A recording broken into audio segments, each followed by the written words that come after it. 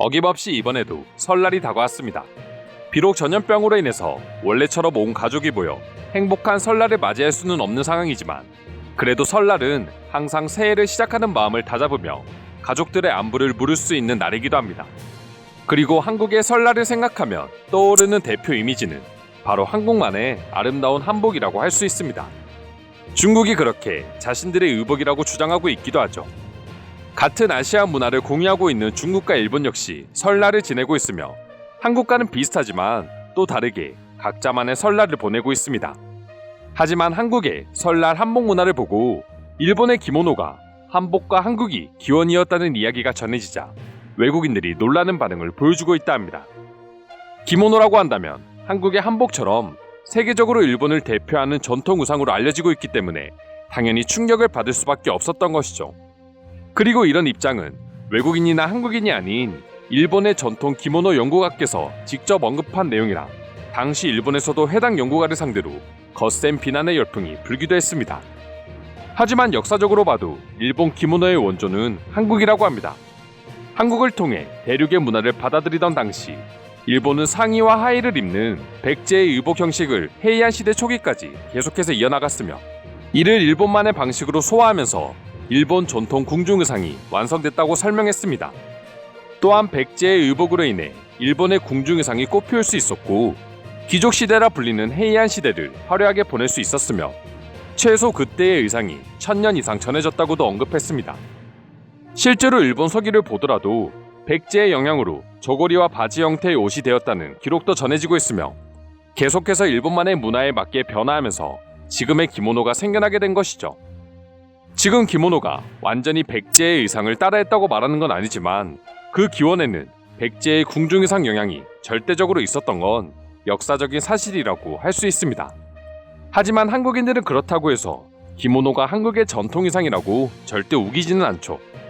외국인들 역시 만약 한국이 아니라 중국이었다면 이미 기모노를 가지고 법적 소송을 하고 있을 거라는 재미있는 의견도 보여주었습니다. 일본 하면 가장 먼저 떠오르는 이미지 중 하나인 전통 의상 기모노의 유래가 사실은 한국에서 왔다는 사실에 외국인들은 저마다 신기하다는 반응을 보여주었고 자신들이 일본인들에게 들었던 사실과는 달라 놀라는 반응을 보여주기도 했습니다. 한국 분들 중에서도 기모노의 유래가 이처럼 백제 시대로 거슬러 올라간다는 내용은 처음 아시는 분들도 많으실 거라고 생각되는데요. 지금부터 해당 주제에 대한 외국인들의 반응 자세히 살펴보도록 하겠습니다.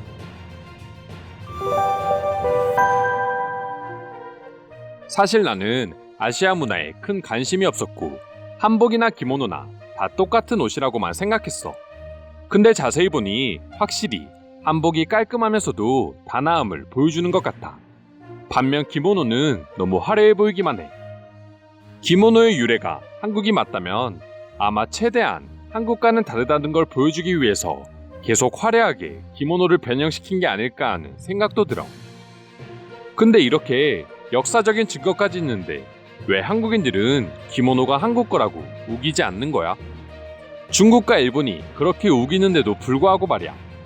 나라면 아주 격정적으로 기모노는 한국이 원조야 라고 분노의 고함을 지를 것 같은데 기모노가 어느 정도 일본의 문화에 맞게 바뀌었다는 걸 한국인도 알고 있고 그리고 기모노에 별로 큰 관심도 없어.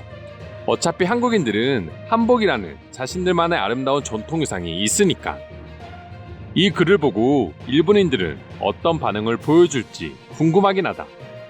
한국의 역사책이면 모르겠는데 일본의 역사 기록에 적혀 있으니 말이다. 그 역사 기록마저 한국인들이 조작했다고 주장하려나? 서울 여행 코스 중에 한복을 입고 광화문을 투어하는 코스가 있었어. 한복이 예뻐 보이기는 했지만 되게 불편할 거라 생각했는데 내 착각이었어. 바람도 잘 통하고 마치 운동복을 입은 느낌이었어. 조금 더 실생활에 맞게 입을 수 있는 개량 한복이 있는데 이건 정말 미국에서도 입고 다니고 싶을 정도로 편했어. 하지만 한국에서는 국사 선생님이라고 놀림을 받는 복장이라고 해. 한복을 누가 만들었는지는 모르겠지만 일본이나 중국인이 만든 건 아니라는 게 확실해. 아무리 몸매가 좋은 모델이 입어도 한국인이 아니라면 한복을 입었을 때 그 단아함이 표현되지 않아. 한복은 누가 뭐라 해도 한국인이 입어야 제멋이야. 오히려 한복을 사랑하는 한국인들은 더 기분 나빠할 것 같은데. 기모노가 한복을 따라했다고 하면 말이야.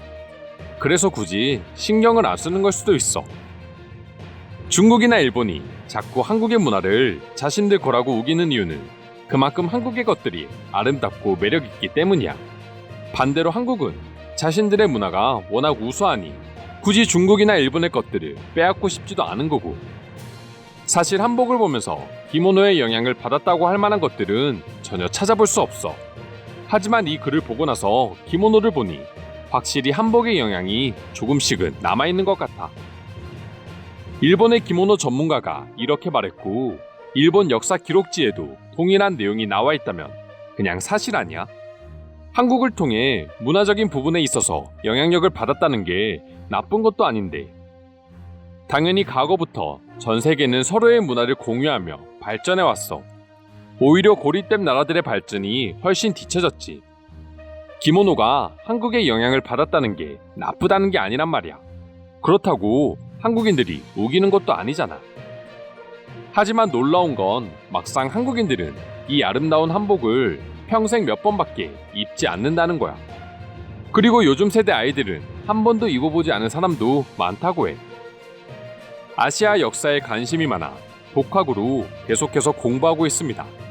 근대에는 일본이 한국을 식민 지배한 건 맞지만 훨씬 이전 과거에는 일본은 거의 모든 문화를 한국을 통해서 받아온 게 사실입니다. 당시 한국은 지금처럼 분단 국가가 아니었고 대륙까지 장악하고 있었기 때문에 지금의 한국을 생각하면 안 됩니다. 당시 한국의 영향력은 섬나라인 일본에게는 필수적이었습니다. 내가 일본을 여행하면서 느낀 점은 생각보다 한국과 비슷한 점이 많다는 것이었다.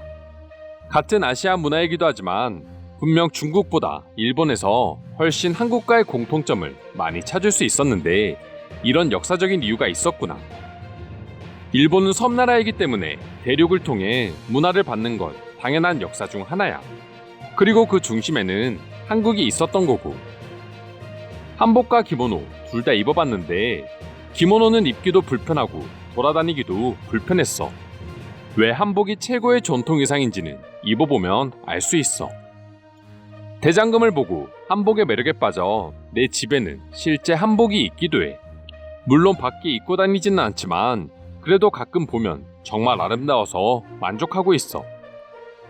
한국도 일본의 문화에 많은 영향을 받았던 것처럼 일본도 분명 한국의 영향을 받았을 거야. 그리고 이건 부끄럽거나 잘못된 게 아니야. 하지만 한국과 일본의 차이는 이를 인정하냐 안 하느냐 차이지. 한국인들은 일본의 우수한 문화를 따라하는 걸 나쁘게 생각하지 않아. 그들의 대부분은 90년대의 일본 패션을 따라했고 만화도 즐겨봤지. 그렇다고 한국인들이 과거의 그런 문화를 절대 부정하지는 않아. 이상으로 기모노의 원조는 한국이라는 일본인 전문가 주장에 대한 해외 반응 살펴보았습니다. 오늘도 끝까지 영상 시청해주셔서 감사드리며 여러분들의 구독과 좋아요는 영상 제작에 큰 힘이 됩니다. 이상 종크TV였습니다.